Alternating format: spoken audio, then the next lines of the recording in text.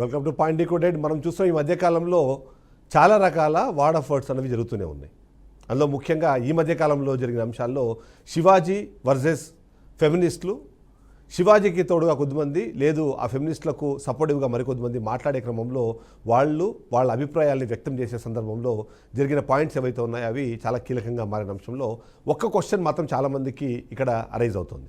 అదేంటంటే హిందువులకు కానివ్వండి, హిందువుల భావజాలానికి సంబంధించి మాట్లాడే క్రమంలో ముఖ్యంగా భారతీయతకు సంబంధించిన అంశాల గురించి మాట్లాడే క్రమంలో అన్వేషణ ఒక అతను చేసిన వ్యాఖ్యలు ఏవైతున్నాయో అవి దుమారం రేగడంతో పాటు అవి కంప్లైంట్ల దాకా వెళ్ళాయి.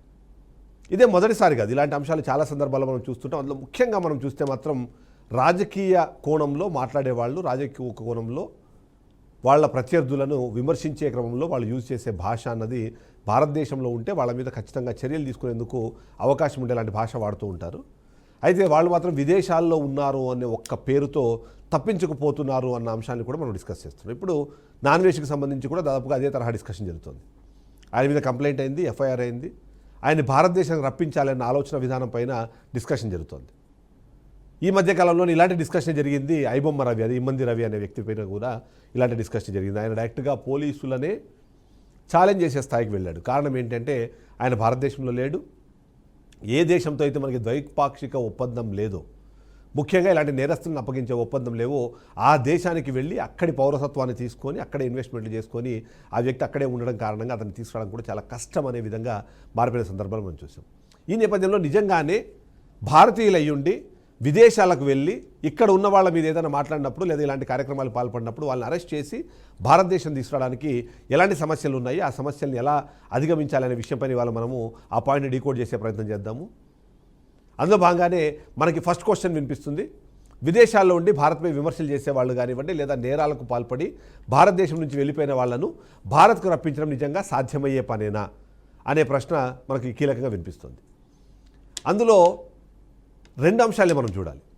అలా భారతదేశం వదిలి విదేశాల్లో ఉండి వాళ్ళని భారతదేశానికి తీసుకురావడానికి ఇబ్బంది పడుతున్న వాళ్ళల్లో ఆర్థిక నేరగాళ్ళు లేదా ఆర్థిక అంశాలపైన నేరాలకు పాల్పడి ఆ తర్వాత భారతదేశం నుంచి వెళ్ళిపోయిన విజయ్ మాల్యా, నీరవ్ మోదీ, లలిత్ మోదీ, ఇలాంటి చాలా పేర్లు మనం వింటూనే ఉంటాము. వాళ్ళందరినీ కూడా భారతదేశానికి రప్పించాలనే ప్రయత్నాలు జరుగుతున్నాయి, కానీ బట్ అవి ముందుకెళ్ళట్లేదు.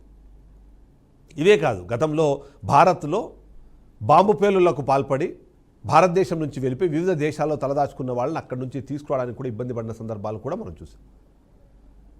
మనకి ఏదైతే ఏ దేశంతో అయితే ఒప్పందాలు ఉన్నాయో ఆ దేశాలకు వాళ్ళు వచ్చినప్పుడు అక్కడున్న రెడ్ కార్నర్ నోటీసులు లేదా ఇంటర్పోల్కి సంబంధించిన నోటీసులు ఏవైతే ఉన్నాయో దాన్ని బేస్డ్గా వాళ్ళని అరెస్ట్ చేసి భారత్కి రప్పించిన సందర్భం తప్ప మామూలు సందర్భాల్లో జరగదు. ఎందుకంటే ముఖ్యంగా సాధారణ విమర్శలు అయితే వాటిని వాళ్ళని భారత్కి రప్పించడం అనేది అంత ఈజీ ప్రాసెస్ కాదు, అంత టాస్క్ కూడా ఈజీ కాదు. దాని మీద ఇక్కడ ఉన్న పోలీస్ డిపార్ట్మెంట్ కానీ మిగిలిన వాళ్ళు కానీ దాని మీద అంత టైం స్పెండ్ చేయరు అన్నది. ముఖ్యంగా దేశ భద్రత, ఉగ్రవాదము, మనీ లాండరింగ్ వంటి కేసులు ఉంటే మాత్రం వాళ్ళని భారతదేశానికి రప్పించేందుకు అవకాశం పెరుగుతుంది. అందులో ముఖ్యంగా ఎవరైతే ఇక్కడ నుంచి వెళ్ళిపోయారో వాళ్ళ మీద రెడ్ కార్నర్ నోటీసులు కూడా జారీ అవ్వాలి. అవి అంతర్జాతీయంగా వాటి చర్యలు అనేది కూడా అవసరమైన నేపథ్యం ఉంటే అలాంటి సందర్భాల్లో ఉంటాయి. అందులోనూ ఇన్ని జరిగినా సరే ఆ దేశాల చట్టాలు కానివ్వండి, ఈ ద్వైపాక్షిక ఒప్పందాలు ఇవన్నీ కూడా చూసిన తర్వాతనే వాళ్ళను భారత్కి రప్పించేందుకు అవకాశం అనేది క్రియేట్ అవుతుంది. మరికొన్ని ఉన్నాయి దీంట్లో. ఇలా ఎన్ని ఇన్వాల్వ్ అయినా ఏం జరిగినా సరే అక్కడ ఒకవేళ రాజకీయ ఆశ్రయం అనేది ఒకవేళ పొందితే మాత్రం రప్పించడం చాలా కష్టం. స్పష్టమైన నేరాధారాలు లేకుండా వాళ్ళని ఇక్కడ ఎందుకు రప్పించాలో, ఎందుకు జరుగుతుందో ప్రయత్నం చెప్పలేకుండా ఉన్నా సరే ఇది అసాధ్యంగా మారే పని. ఇప్పుడు నాన్వేషణకు సంబంధించిన అన్వేషణ పరిస్థితి కూడా అదే నాన్నది ఒక మాట వినిపిస్తుంటే ఇమ్మంది రవిని కూడా అక్కడి నుంచి తీసుకొచ్చే క్రమంలో ఆయన తీసుకురాలేదు, ఆయన భారతదేశంకి వచ్చినప్పుడు ఆయన అరెస్ట్ చేశారన్న విషయము ప్రతి ఒక్కరికి తెలిసింది. ఇప్పుడు నాన్వేషణ అక్కడి నుంచి తీసుకురావాలంటే ఇప్పుడు ఇచ్చిన కంప్లైంట్, ఆ కంప్లైంట్ మీద ఉన్న తీవ్రత అంత పెద్ద స్థాయిలో లేదు. కాబట్టి అలాంటి సందర్భంలో ఆయన ఇక్కడికి రప్పించడం ఎలా అన్న ఒక ప్రశ్న కూడా కనిపిస్తుంది మనకు. సో ఏంటి మరి సొల్యూషన్ ఏంటి? అలా భారతదేశం మీద కానివ్వండి, భారతీయుల మీద కానివ్వండి, హిందుత్వం మీద కానివ్వండి ఇష్టం వచ్చినట్టుగా మాట్లాడేసి వాళ్ళు అక్కడ వెళ్ళి తప్పించుకోవచ్చానంటే తప్పించుకునే అవకాశం ఉండదు. దాని తగ్గట్టుగా ఇతరత్ర చాలా అంశాలు కూడా ముడిపడేలాగా ఈ కేసులు అన్నవి నడవాల్సిన అవసరం ఉంటుంది. సో ఇలా భారతదేశం నుంచి వెళ్ళిపోయిన వాళ్ళది రక్షించేది ఏంది అనేది సెకండ్ క్వశ్చన్లో మనం చూద్దాం. ఇలాంటి వ్యక్తులు లేదా నేరస్తులు ఇలాంటి నేరాలకు పాల్పడి లేదా ఇలాంటి కమెంట్స్ చేసి వేరే దేశాలకు వెళ్ళిపోతే అలాంటి దేశాలు ఏ దేశాలు వీళ్లకు ఆశ్రయాలు ఇస్తున్నాయి, ఆశ్రయాలు ఇచ్చేందుకు దేశాలు ఏమేమి ఉన్నాయనేది మనం చూడాల్సిన అవసరం ఉంటుంది. ముఖ్యంగా అమెరికాలో అయితే ఫ్రీ స్పీచ్ రాజకీయ ఆశ్రయానికి ఎక్కువ ప్రాధాన్యత ఇస్తుంది కాబట్టి అక్కడికి వెళ్ళే అవకాశం ఉంటుంది. కెనడా రాజకీయ విమర్శకులకు సురక్షిత దేశంగా మాట్లాడుతూ ఉంటారు. యూకేని మనం చూస్తే మానవ హక్కుల పేరుతో ఇది ఆశ్రయం ఇచ్చేదన్నది ప్రతి ఒక్కరికి తెలిసిన అంశమే. జర్మనీ ముఖ్యంగా రాజకీయ వేధింపులు ఏవైతే ఉన్నాయో వాళ్ళ వాదనలకు పరిగణలోకి తీసుకొని జర్మనీ కూడా అక్కడ వాళ్ళకి ఆశ్రయం ఇస్తూ ఉంటుంది. ఇక ఆస్ట్రేలియా అయితే అక్కడ ఆశ్రయ చట్టాలు చాలా కఠినమైనా సరే అక్కడ కూడా వెళ్ళి ఉండే అవకాశం ఉంటుంది. ఇక యూరోప్లోని కొన్ని దేశాలు అయితే రాజకీయ కేసుల్లో అస్సలు జోక్యం చేసుకో కాబట్టి అక్కడికి వెళ్ళొచ్చు. అలా కాకుండా కొన్ని దేశాలు, అందులో ముఖ్యంగా ఆఫ్రికన్ దేశాల్లో అక్కడ ఉన్న పేదరికం, అక్కడ ఉన్న పరిస్థితుల ఆధారంగా ఎవరైనా వచ్చి అక్కడ డబ్బులు పెట్టే కెపాసిటీ ఉన్నా, ఇచ్చే అవకాశం ఉన్నా సరే అలాంటి వాళ్ళకు కూడా అక్కడ పౌరసత్వం ఇచ్చి వాళ్ళని అక్కడ వాళ్ళకు ఉంచుకునే ప్రయత్నం చేస్తుంటుంది. మీరందరూ గుర్తు తెచ్చుకుంటే వికీలీక్స్ అసాంజ్ ఎవరైతే ఉన్నారో ఆయనను కొన్ని దశాబ్దాల పాటు ఒక దేశం కాపాడుతూ వచ్చింది. ఏది అగ్రరాజ్యం ఆయన అరెస్టు చేయాలని ప్రయత్నం చేసిన. ప్రస్తుతం భారతదేశంలో కూడా మనం చూస్తే బంగ్లాదేశ్ సంబంధించిన రచయిత్రి, అలాగే మొన్న బంగ్లాదేశ్ ప్రధానమంత్రిగా పనిచేసిన మహిళల్ని కూడా మనం ఇప్పుడు భారతదేశం రక్షిస్తోంది, వాళ్ళందరికీ ఆశ్రయం ఇస్తుంది.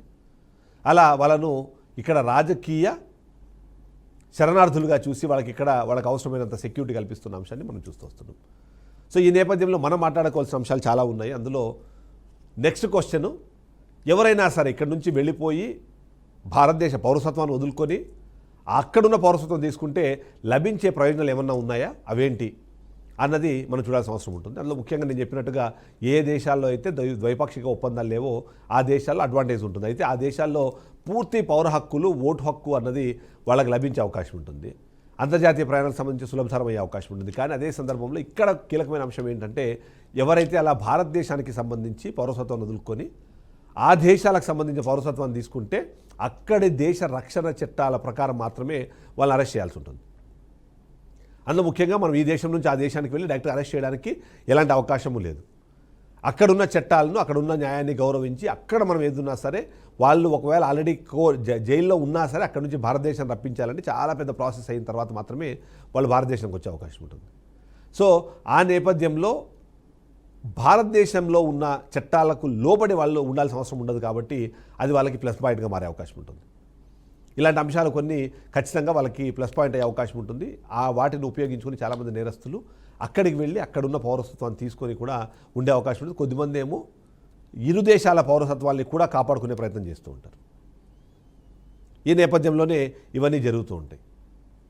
సో ఇప్పుడు మనం మాట్లాడుతున్న అంశం చాలా కీలకంగా నాన్ వెజ్కి సంబంధించిన అంశం మాట్లాడుతున్నాం కాబట్టి అతన్ని ఏం చేయగలుగుతాం మనము. ఆయన విదేశాల్లో ఉంటాడు, ఇప్పటికే చెప్తున్నాడు 128 దేశాల్లో నేను తిరిగాను, నాకు లోకజ్ఞానం సంబంధించి అని చెప్పి ఏదో డిస్కస్ చేస్తున్నాడు. ఇక్కడున్న ధర్మాలని, రాజకీయ నాయకుల్ని, ప్రతి ఒక్కరిని ఆయన చెప్తున్న పరిస్థితుల్లో ఏం జరుగుతుంది అన్నది కూడా మనం డిస్కస్ చేద్దాం. అయితే ఫైనల్ క్వశ్చన్ చూద్దాం మనం, ఇలాంటి వ్యక్తులను భారత్ తీసుకురావడానికి ఏ మార్గాలు ఉన్నాయి అన్న దానికి సంబంధించిన అంశం ఉంది. ఇందులో ముఖ్యంగా మనకు వినిపించేది మాత్రం ఎక్స్ట్రడిషన్ అంటారు. అంటే ఎక్స్ట్రడిషన్ ఒప్పందాల ద్వారా రెడ్ కార్నర్ నోటీసులు జారీ చేసి ఇంటర్పోల్ని దాంట్లో ఇన్వాల్వ్ చేసి అతన్ని ఏ కారణంతో మనం అరెస్ట్ చేయాలనుకుంటాం, ఏ కారణంతో ఆయన భారతదేశానికి తీసుకెళ్లాలనుకుంటున్నాం అన్న అంశాన్ని పూర్తి స్థాయిలో వాళ్ళకి చెప్పి అందులో ముఖ్యంగా మనీ లాండరింగ్ లాంటి కేసులు కానివ్వండి, ఉగ్రవాద కేసులు కానివ్వండి, అలాంటి కేసులు ఏవైనా ఆల్రెడీ వాళ్ళ మీద ఉంటే వాటికి సంబంధించిన సమాచారము, ఆ వివరాలు సమర్పించి అక్కడున్న చట్టాలకు లోపడి అక్కడున్న కోర్టులతో పర్మిషన్ తీసుకొని అక్కడి నుంచి భారతదేశం తీసుకొని రావాల్సిన అవసరం ఉంటుంది. అంతేకాకుండా కొన్ని సందర్భాల్లో ద్వైపాక్షిక దౌత్య చర్యల ద్వారా కూడా ఒత్తిడిని పెంచి వాళ్ళని ఇక్కడ తీసుకొచ్చే అవకాశం ఉంటుంది.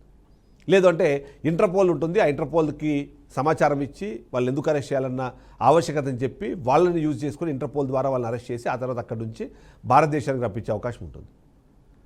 ఎవరైనా అక్కడ అరెస్ట్ చేయాలనుకున్నా సరే ఇక్కడ కోర్టుల్లో వేసి ఆ చట్టపరమైన పోరాటం చేసి అక్కడి నుంచి కూడా వాళ్ళని ఇక్కడ తీసుకొచ్చే పరిస్థితులు ఉంటాయి. వాటన్నింటినీ కూడా ఇక్కడ ఎక్స్ప్లోర్ చేసే అవకాశం ఉంటుంది.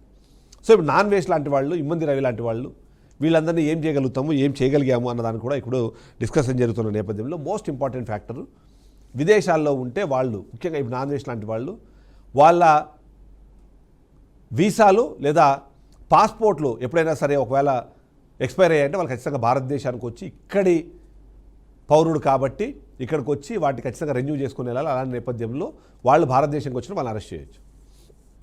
అక్కడే ఉండి రెన్యూవల్ చేసుకునే అవకాశం ఉండదు. ఖచ్చితంగా భారతదేశానికి వచ్చే వాళ్ళు రెన్యూవల్ చేసుకోవాలి. వీసాలు కొన్ని రెన్యూవల్ అవుతాయి కానీ పాస్పోర్ట్ మాత్రం ఖచ్చితంగా ఇక్కడ రావాల్సిందే. ఏ పాస్పోర్ట్ అయినా 10 సంవత్సరాలు ఉంటుంది కాబట్టి ఆ 10 సంవత్సరాల్లో ఆయన తప్పించుకొని తిరిగిన పాస్పోర్ట్ రెన్యువల్ కోసం భారతదేశంకి వచ్చినప్పుడు వాళ్ళు అరెస్ట్ చేసి మనం ఇక్కడ బొక్కలు వేసే అవకాశం ఉంది. సో అలాంటి విషయాలను ఎప్పటికప్పుడు చేస్తూనే ఉంటారు. సో ఆ నేపథ్యంలో మనము వాళ్ళకి సంబంధించిన అంశాన్ని చూడాల్సిన అవసరం ఉంటుంది.